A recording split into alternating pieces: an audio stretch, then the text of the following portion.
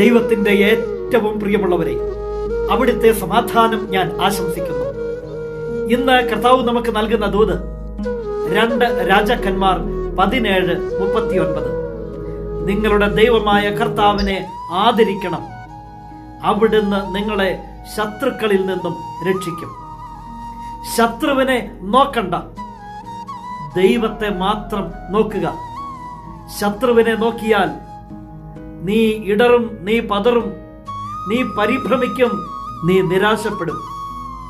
എന്നാൽ പ്രത്യാശയുടെ ദൈവത്തെങ്കിലേക്ക് നോക്കുക.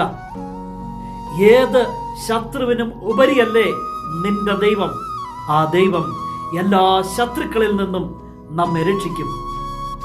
എങ്കിൽ ശത്രുവിനെ നോക്കണ്ട, ദൈവത്തെങ്കിലേക്ക് മാത്രം നോക്കുക.